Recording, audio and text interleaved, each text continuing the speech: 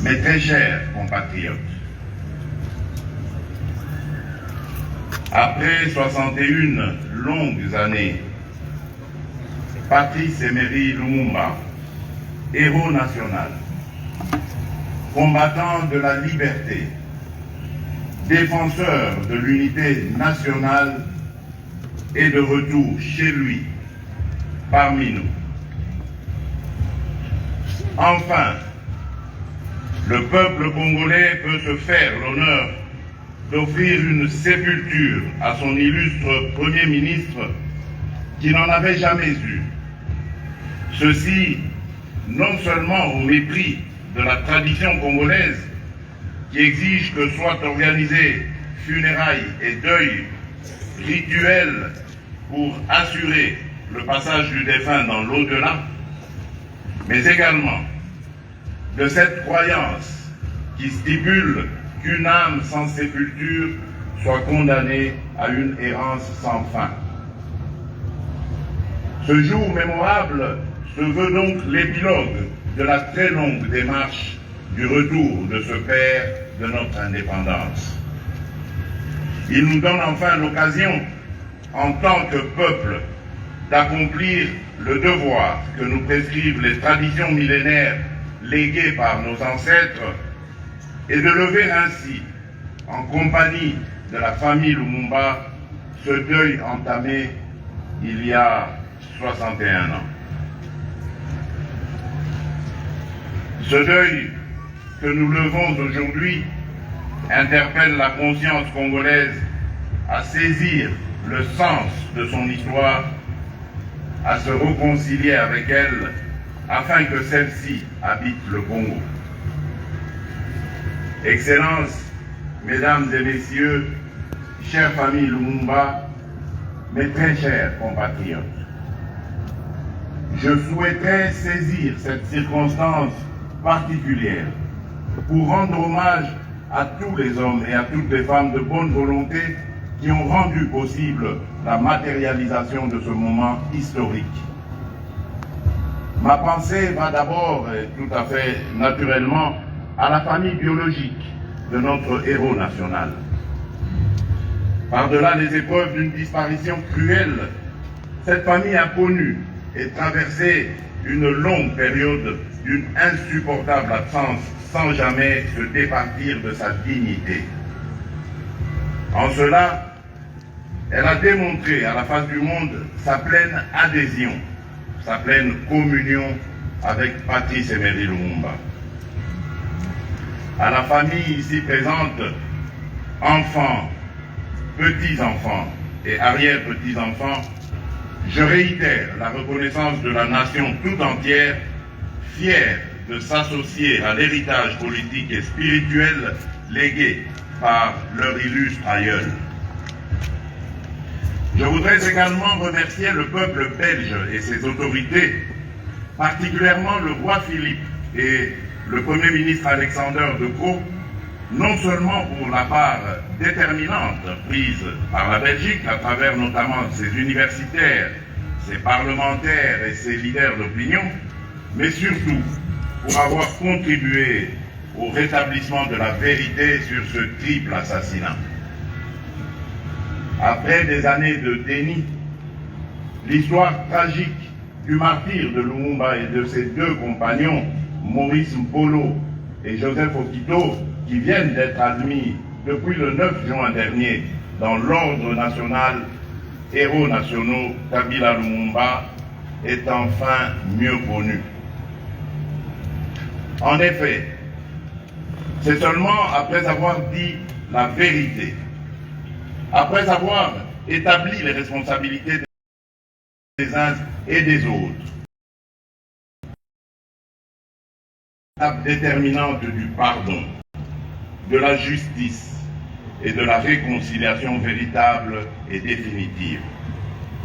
Enfin, ma reconnaissance s'adresse aussi tout particulièrement à vous tous qui formez l'ensemble des peuples du Congo et d'Afrique, car vous avez fait preuve de patience, de maturité, de retenue et de solidarité.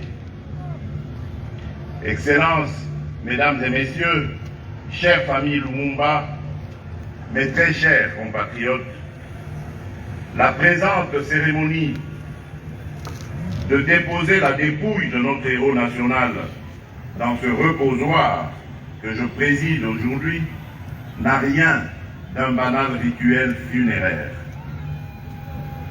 Devenant le sanctuaire de notre mémoire collective, le présent mémorial Patrice Emery Lumumba est d'abord le lieu d'affirmation de notre foi en notre propre capacité à construire par nous-mêmes notre grande nation. Cette reconnaissance du Congo, notre héros national l'avait lui-même prédite, je le cite, « Je sais et je sens du fond de moi-même que tôt ou tard, mon peuple se débarrassera de tous ses ennemis intérieurs et extérieurs, qu'il se lèvera comme un seul homme pour dire non au colonialisme dégradant et honteux et pour reprendre sa dignité sous un soleil pur. » Fin de citation.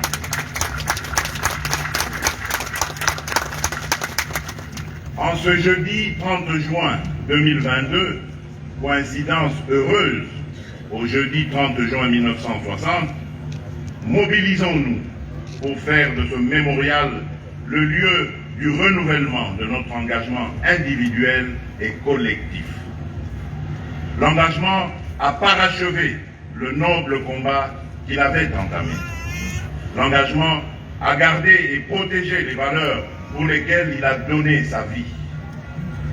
La cérémonie de ce jour ne peut donc revêtir tout son sens et tout son éclat que si elle donne l'occasion à chaque Congolais, à chaque Congolaise, de se laisser interpeller par les dernières paroles de Lumumba à ses enfants. Je cite, « À mes enfants, que je laisse et que peut-être je ne reverrai jamais. Je veux qu'on dise que l'avenir du Congo est beau et qu'il attend d'eux, comme il attend de chaque Congolais, d'accomplir la tâche sacrée de la reconstruction de notre indépendance et de notre souveraineté. » Fin de citation.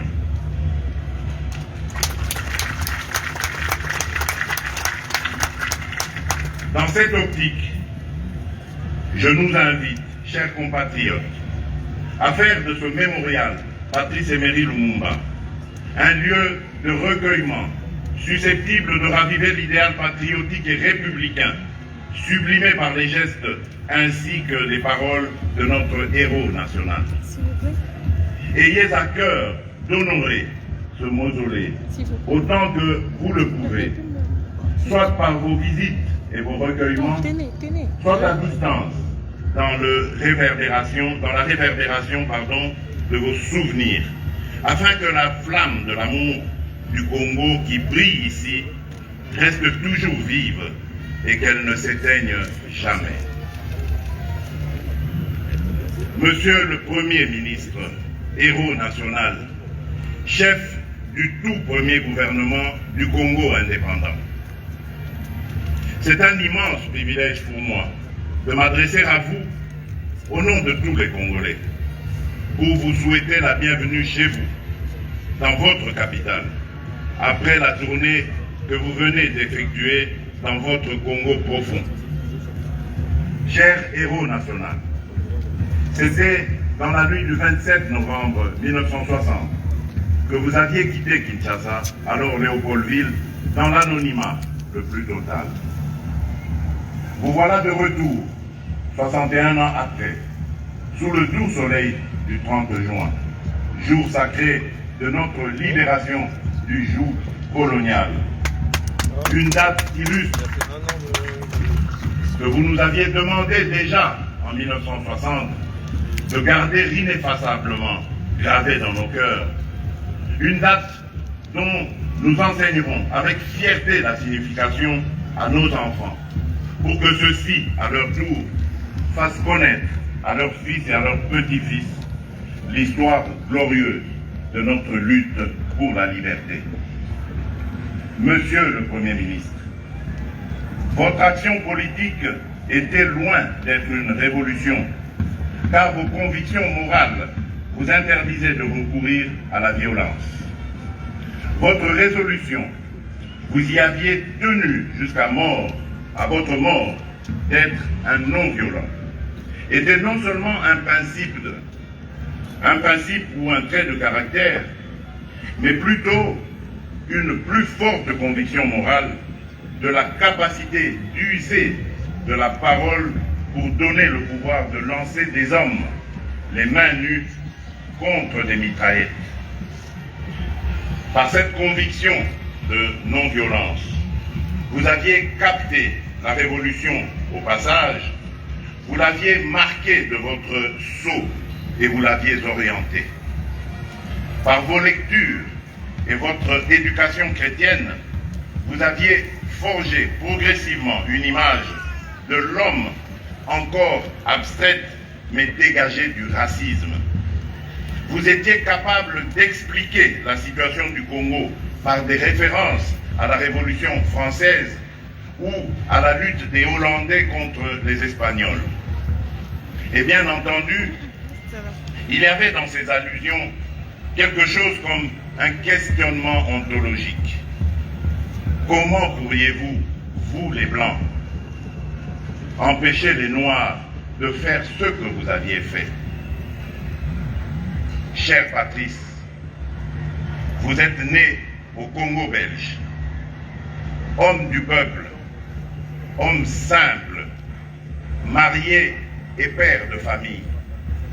À l'instar de la plupart des membres de la classe sociale dite les évolués à laquelle vous apparteniez, vous aviez été forgé dans les écoles coloniales et les missions catholiques qui avaient pour objectif de former les autochtones à la soumission à l'ordre colonial.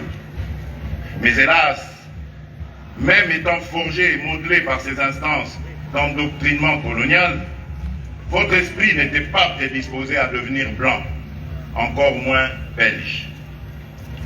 Votre rencontre avec Kwame Nkrumah à la conférence du Rassemblement des peuples africains tenue à Accra au Ghana avait bouleversé votre vision politique et du monde. À votre retour d'Accra, lors de votre premier meeting à Kalamu, à Kinshasa, vous aviez déclaré, je cite, « L'Afrique est irrésistiblement engagée pour sa lutte sans merci contre le colonialisme et l'impérialisme. » Fin de citation.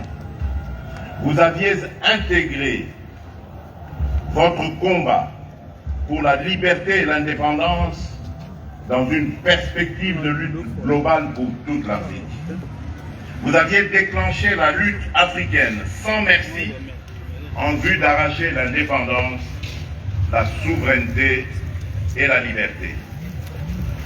Votre mémoire est aujourd'hui inéluctablement associée au refus rigoureux de la solution néocolonialiste.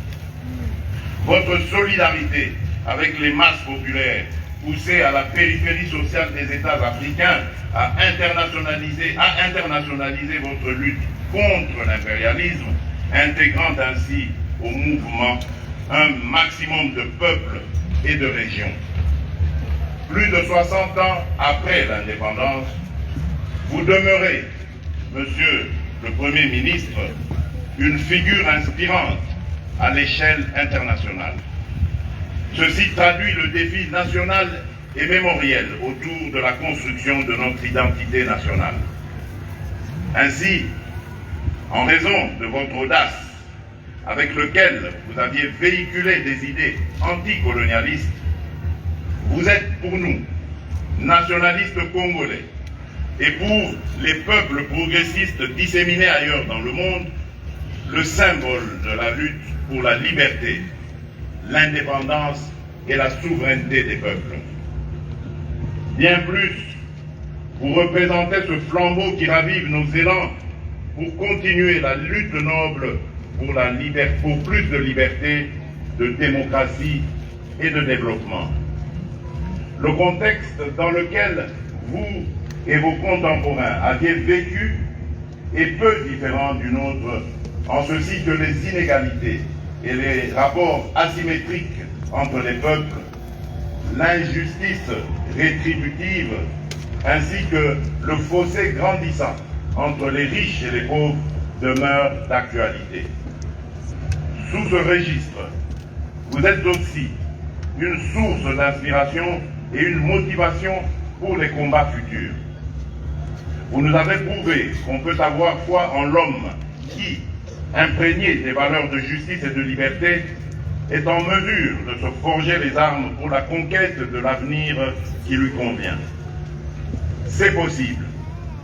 L'égalité entre les citoyens, les droits fondamentaux de la personne humaine, la justice sociale et la liberté étaient le leitmotiv de votre combat. Profond respect. Je vous remercie, Monsieur le Premier ministre, chef du gouvernement du Congo indépendant, notre héros national, désormais reposé en paix. Excellences, Mesdames et Messieurs, chère famille Lumumba, mes très chers compatriotes, Patrice Emery Lumumba conservait l'espérance de souder tous les Congolais, d'où qu'ils venaient, dans un parti supra-ethnique. Ce parti, Lumumba seul était qualifié pour le fonder. Ce sera le Mouvement national congolais, MNC en sigle, un parti universaliste. Par-delà les ethnies et les frontières, en un mot, c'était le mouvement des évolués. On lui trouvait des militants un peu partout et sans trop de peine, surtout dans les villes, car Patrice Emery Lumumba ne voyait pas le conditionnement social.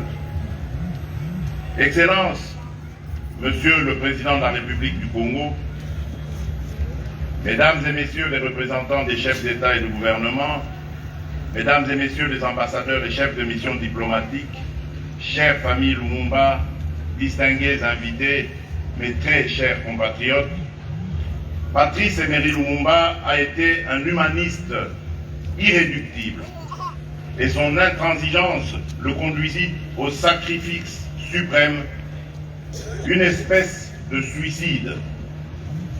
Son engagement a été exceptionnellement notable. Un engagement pour le changement de l'ordre colonial établi.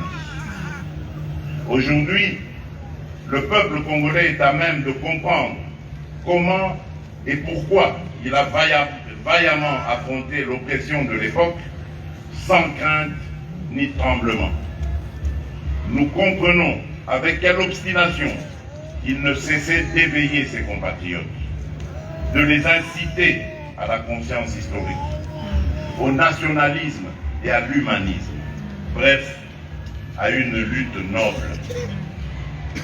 Je conclus cette oraison funèbre en l'honneur du Premier ministre congolais en empruntant des propos à Nelson Mandela qui déclara, je cite, « Je ne suis pas né avec une faim, FAIM, de liberté libre de toutes les façons que je ne pouvais connaître. Mais alors, j'ai lentement découvert que non seulement je n'étais pas libre, mais que mes frères et mes sœurs ne l'étaient pas non plus. J'ai vu qu'il y avait aussi celle de tous ceux qui me ressemblaient.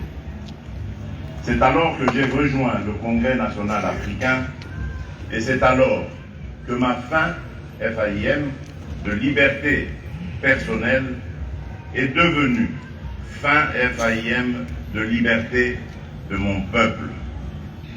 Tels seraient peut-être aujourd'hui les propos de Lumumba pour expliquer sa lutte. Que la terre de nos ancêtres vous soit douce et légère. Je vous remercie.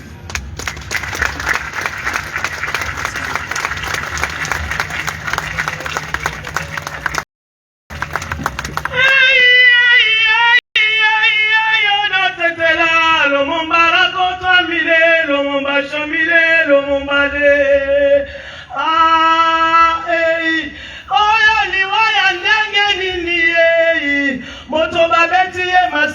masasi bakati nzoto na ye na biteni babwaki ye na sida moto olotetela lelo mombala kota bilelo mombale kocha wololelo mombale kocha wololelo mombale kocha wololelo mombale oyani waende nini moto wabeti ye masasi bakati ye biteni babwaki ye na sida moto kocha wololelo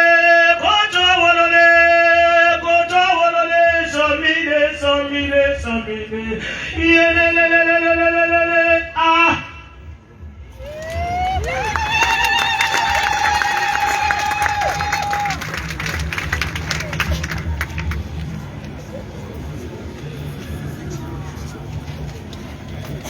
Leurs Excellences, Messieurs les chefs d'État, avec l'expression de nos hommages les plus déférents. Mesdames